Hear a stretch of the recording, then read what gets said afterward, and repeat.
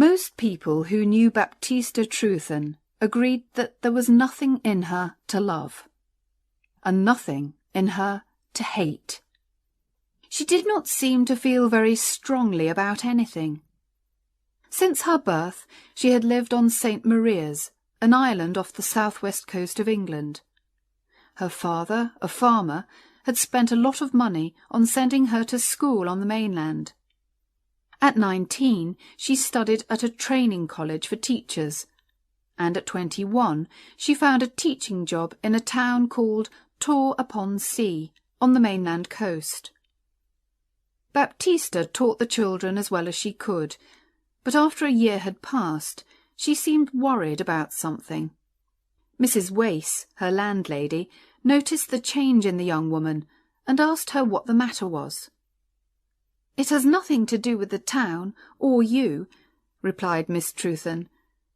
She seemed reluctant to say more. "Then, is it the pay?" "No, it isn't the pay." "Is it something that you've heard from home, my dear?" Baptista was silent for a few moments. Then she said, "It's Mr. Hedagan, David Hedagan. He's an old neighbour of ours on St. Maria's, with no wife or family at all. When I was a child, he used to say he wanted to marry me one day. Now I'm a woman, it's no longer a joke, and he really wishes to do it. And my parents say I can't do better than have him." "Has he a lot of money?" "Yes, he's the richest man that we know." "How much older than you is he?" 20 years, maybe more." "And is he, perhaps, an unpleasant man?" "No, he's not unpleasant." "Well, child, all I can say is this. Don't accept this engagement if it doesn't please you. You're comfortable here in my house, I hope, and I like having you here." "Thank you, Mrs. Wace. You're very kind to me. But here comes my difficulty. I don't like teaching." "Ah, you're surprised. That's because I've hidden it from everyone." "Well, I really hate school. The children are awful little things who make trouble all day long. But even they are not as bad as the inspector. For the 3 months before his visit, I woke up several times every night, worrying about it. It's so difficult knowing what to teach and what to leave untaught. I think Father and Mother are right. They say I'll never be a good teacher if I don't like the work, so I should marry Mr. Hedagan, and then I won't need to work. I don't know what to do, Mrs. Wace. I like him better than teaching, but I don't like him enough to marry him." These conversations were continued from day to day, until at last the landlady decided to agree with Baptista's parents. "Life will be much easier for you, my dear," she told her young friend, "if you marry this rich neighbour." In April, Baptista went home to St. Maria's for a short holiday, and when she returned, she seemed calmer. "I have agreed to have him as my husband, so that's the end of it," she told Mrs. Wace. In the next few months, letters passed between Baptista and Mr. Hedagan, but the girl preferred not to discuss her engagement with Mrs. Wace.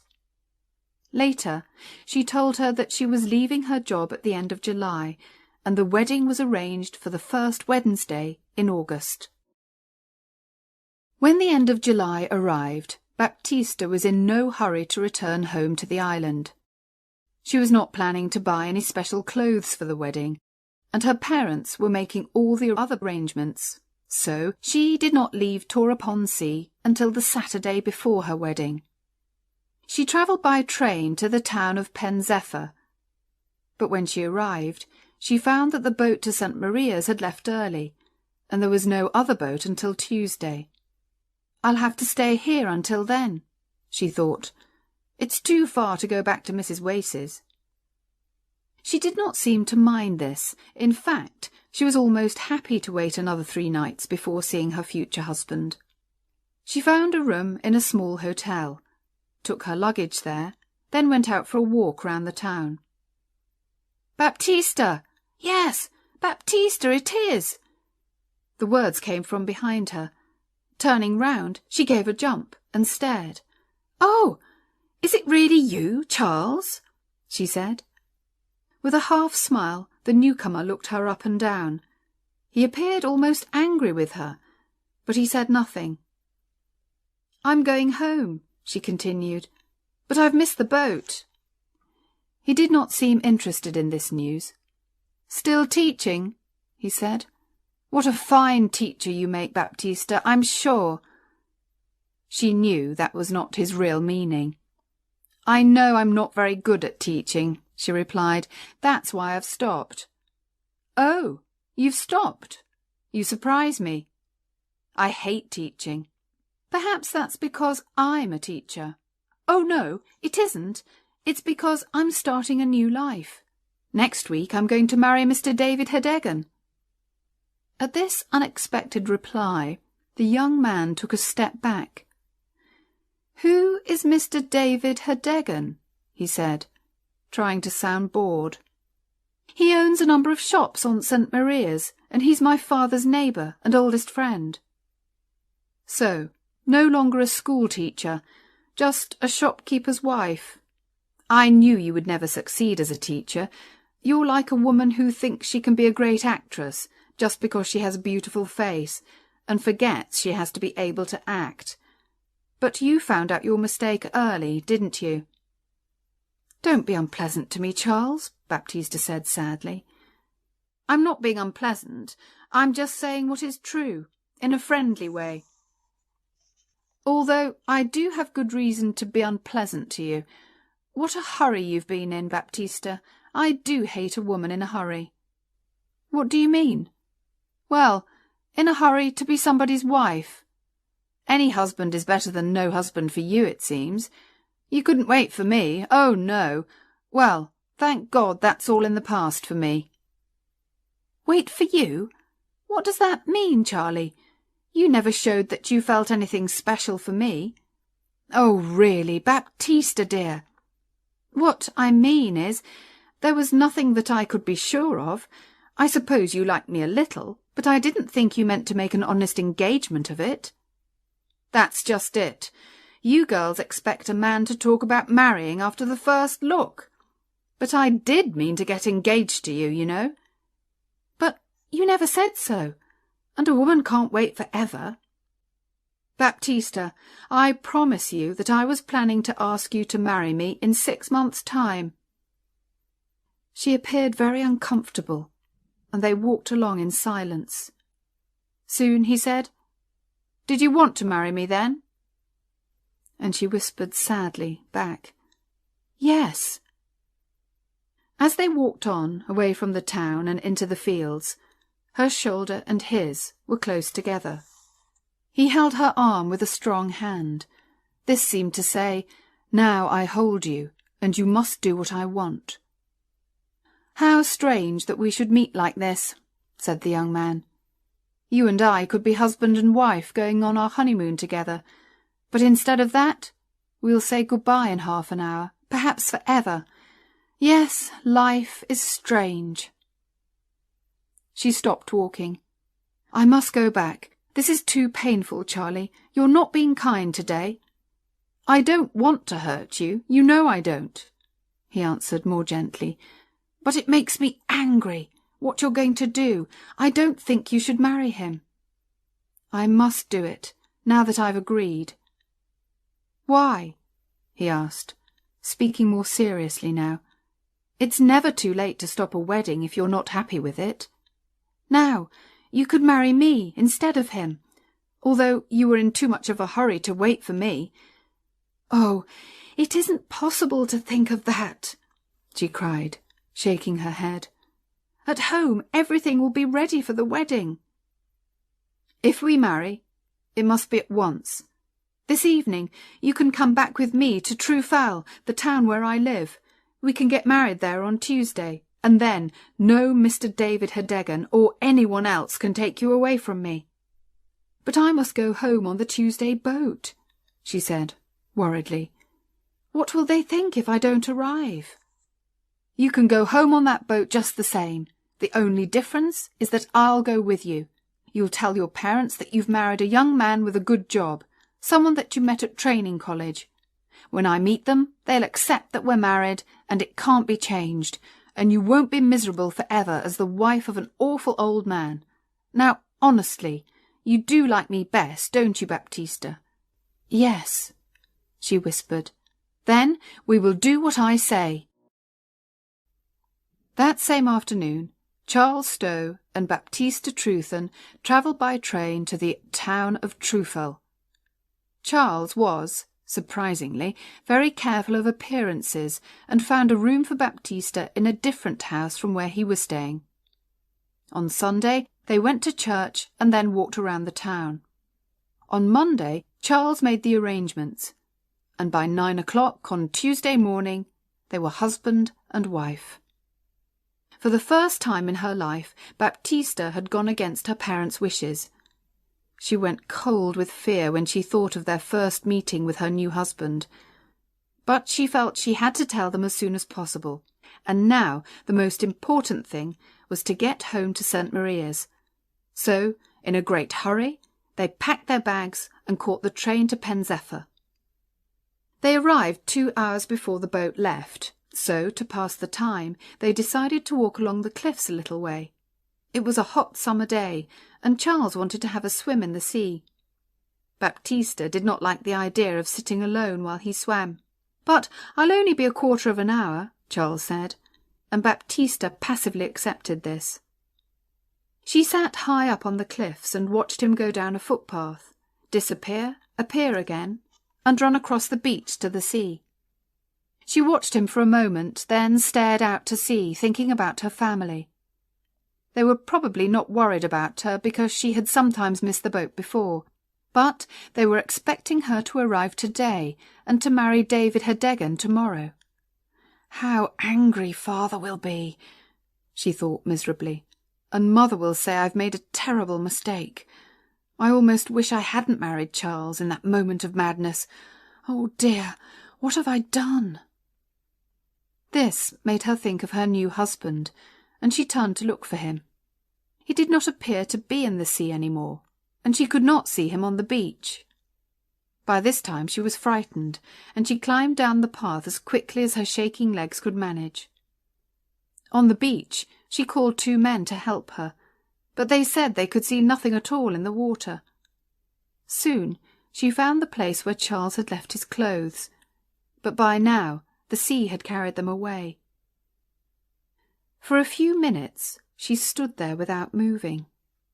There was only one way to explain this sudden disappearance. Her husband had drowned. And as she stood there, it began to seem like a terrible dream, and the last 3 days of her life with Charles seemed to disappear. She even had difficulty in remembering his face. How unexpected it was, meeting him that day, she thought. And the wedding, did I really agree to it? Are we really married? It all happened so fast. She began to cry, still standing there on the beach. She did not know what to do, or even what to think. Finally, she remembered the boat, and catching the boat home seemed the easiest thing to do. So she walked to the station, arranged for someone to carry her luggage, and went down to the boat. She did all this automatically, in a kind of dream. Just before the boat left, she heard part of a conversation which made her sure that Charles was dead. One passenger said to another, "A man drowned here earlier today, you know. He swam out too far, they say. A stranger, I think. Some people in a boat saw him, but they couldn't get to him in time." The boat was a long way out to sea before Baptista realised that Mr. Hedegan was on the boat with her. She saw him walking towards her, and quickly took the wedding ring off her left hand. "I hope you're well, my dear," he said. He was a healthy, red-faced man of 55. "I wanted to come across to meet you.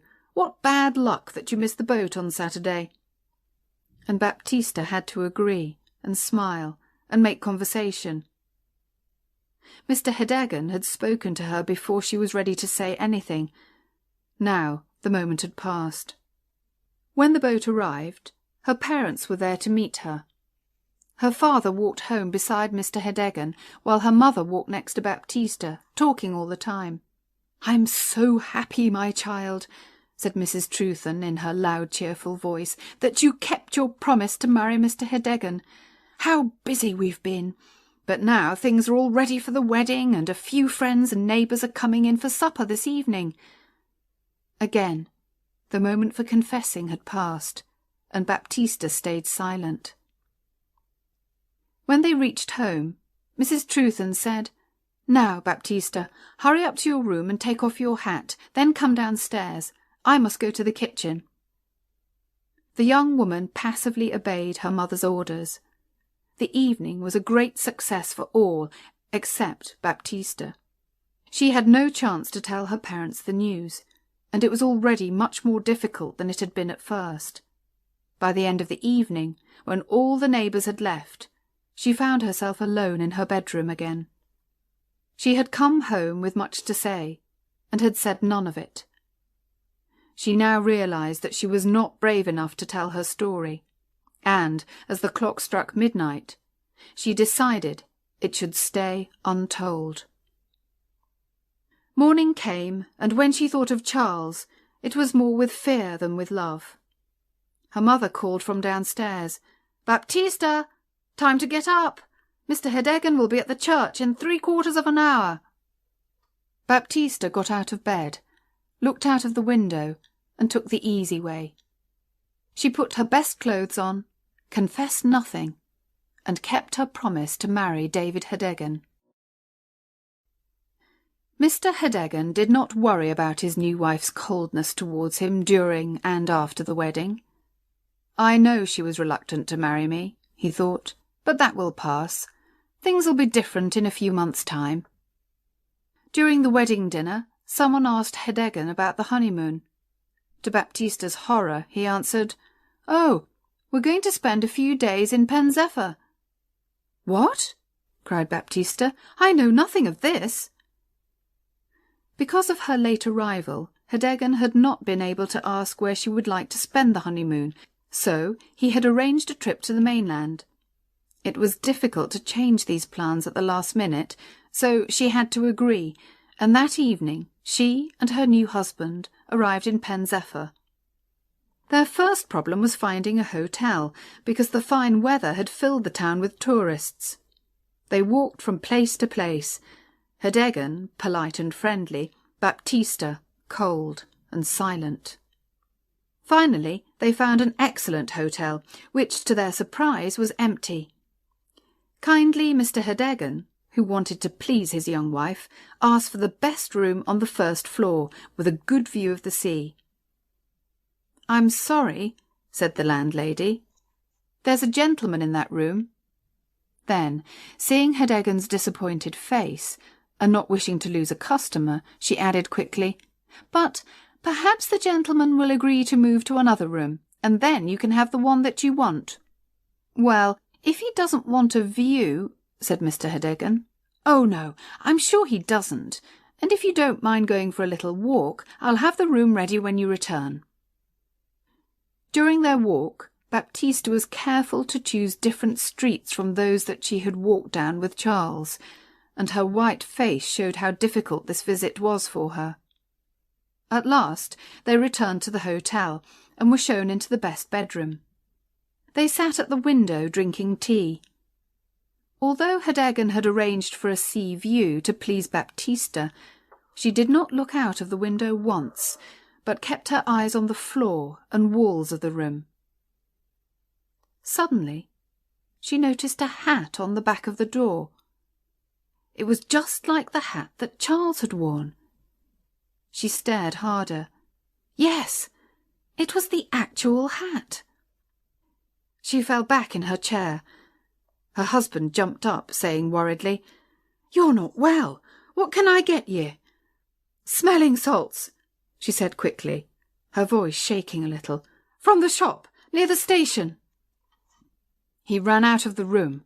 Baptista rang the bell, and when a young girl came, whispered to her, "That hat, whose is it?" "Oh, I'm sorry, I'll take it away," said the girl hurriedly. She took the hat off the door. "It belongs to the other gentleman." "Where is the other gentleman?" asked Baptista. "He's in the next room, madam. He was in here. But I can't hear him. I don't think he's there." "He makes no noise, but he's there," replied the girl. Suddenly, Baptista understood what the girl meant, and a cold hand lay on her heart. "Why is he so silent?" she whispered. "If I tell you, please don't say anything to the landlady," begged the girl, "or I'll lose my job. It's because he's dead. He's the young teacher who drowned yesterday. They brought his body here, and that's why there's nobody staying in the hotel. People don't like a dead body in the house. But we've changed the sheets and cleaned the room, madam." Just then, Hedegan arrived with the smelling salts, and the girl left the room. "Any better?" he asked Baptista. "I don't like the hotel," she cried. "We'll have to leave." For the first time, Hedegan spoke crossly to his wife. "Now that's enough, Baptista. First you want one thing, then another. It's cost me enough in money and words to get this fine room, and it's too much to expect me to find another hotel at this time of the evening. We'll stay quietly here tonight, do you hear, and find another place tomorrow." The young woman said no more. Her mind was cold with horror. That night she lay between the two men who she'd married. David Hedegan on one side, and, on the other side, through the bedroom wall, Charles Stow. Mr. and Mrs. Hedegan both felt the honeymoon was not a success. They were happy to return to the island and start married life together in David Hedegan's large house. Baptista soon became as calm and passive as she had been before. She even smiled when neighbours called her Mrs. Hedegan, and she began to enjoy the comfortable life that a rich husband could offer her. She did nothing at all to stop people finding out about her first marriage to Charles Stow, although there was always a danger of that happening. One evening in September, when she was standing in her garden, a workman walked past along the road. He seemed to recognise her, and spoke to her in a friendly surprise. "What? Don't you know me?" he asked. "I'm afraid I don't," said Baptista. "I was your witness, madam. I was mending the church window when you and your young man came to get married. Don't you remember? The vicar called me to be a witness." Baptista looked quickly around. Hedegan was at the other end of the garden, but unluckily, just at that moment, he turned and walked towards the house. "Are you coming in, my dear?" he called out to Baptista. The workman stared at him. "That's not your—" he began. Then he saw Baptista's face and stopped. Baptista was unable to speak, and the workman began to realise that there was a little mystery here. "I've been unlucky since then," he continued, still staring at Baptista's white face. "It's hard finding enough work to buy food for my wife and myself. Perhaps you could help me, because I once helped you." Baptista gave him some money and hoped never to see him again. But he was cleverer than he looked. By asking questions on the island and the mainland, he soon realised that Baptista had married one man on Tuesday and another man on Wednesday. He visited her again 2 days later. "It was a mystery to me, madam," he said, when she opened the door, "but now I understand it all. I want to tell you, madam, that I'm not a man to make trouble between husband and wife, but I'm going to get back to the mainland again, and I need a little more money. If your old man finds out about your first husband, I'm sure he won't like it, will he?" She knew he was right, and paid him what he wanted. A week later, the workman sent his wife to ask for more money, and again Baptista paid. But when there was a fourth visit, she refused to pay and shut the door in the man's surprised face. She knew she had to tell her husband everything. She liked him better now than she had done at first, and did not want to lose him. But her secret was no longer safe. she went to find him and said, "David, I have something to tell you." "Yes, my dear?" he said with a sigh. In the last week he had been less cheerful and had seemed worried about something. When they were both in the sitting-room, she said, "David, perhaps you will hate me for this, but I must confess something that I've hidden from you. It happened before we were married, and it's about a lover." "I don't mind. In fact, I was hoping it was more than that." "Well, it was.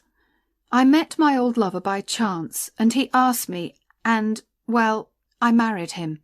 We were coming here to tell you, but he drowned, and I said nothing about him, and then I married you, David, for peace and quietness. Now you'll be angry with me. I know you will."